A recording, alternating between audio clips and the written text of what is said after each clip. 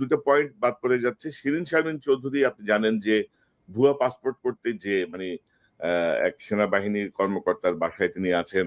তার ব্যক্তিগত কর্মকর্তাকে দিয়ে প্রভাব খাটিয়ে তিনি তার পাসপোর্ট করতে চেয়েছিলেন।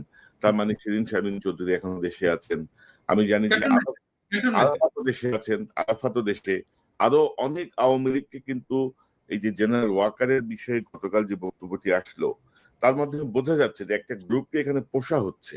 মানে বিকল্প আওয়ামী লীগ বা নতুন আওয়ামী লীগ বা এরকম বিষয়টা নিয়ে। তো সেই জায়গাটায় আসলে কি করণীয় এই বিষয়টা একটু জানতে চাই। আমি তো ডাক্তার কনক, আমি তো ডাক্তার।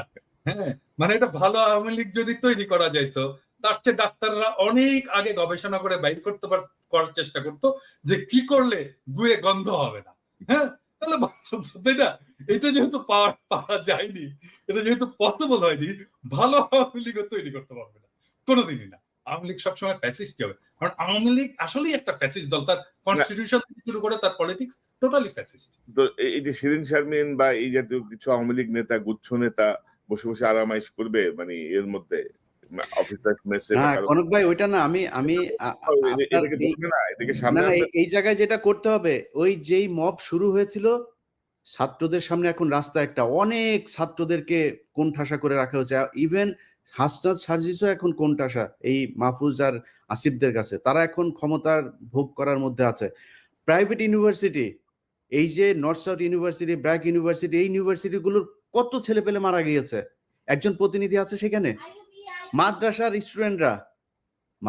স্টুডেন্টরা মারা গিয়েছে, তাদের কোনো প্রতিনিধি আছে? জামাত বিএনপির লোকজন মারা গিয়েছে, তাদের কোনো খবর আছে? মনে হচ্ছে এই আসিফ, নাহিদ আর মাহফুজ তিনজন মিলে বাংলাদেশ স্বাধীন করেছে। মাহফুজ কোন জায়গায় ছিল? মাহফুজ মাঠে কোথায় ছিল? আমরা এটা দেখতে চাই, ভিডিও ফুটেজ দেখতে চাই। মাহফুজ মাঠের কোন জায়গায় ছিল? সামনাসামনি সে ফাইট করেছে? কোথাও ছিল না। আইসা তিনি এখন মাস্টার মাইন্ড হয়ে গিয়েছেন।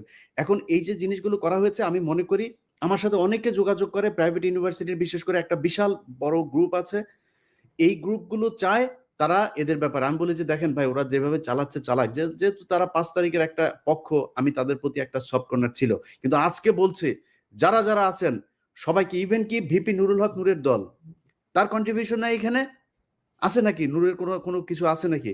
আমি বলি ভাই, আমি আমার কথা বলি, আপনার কথা বলি, বলেন কষ্টের কথা আজকে বলি। আজকে যেহেতু আলোচনা এসছে নতুন করে, আমার নামে মামলা আছে, এই মামলাগুলো সরানো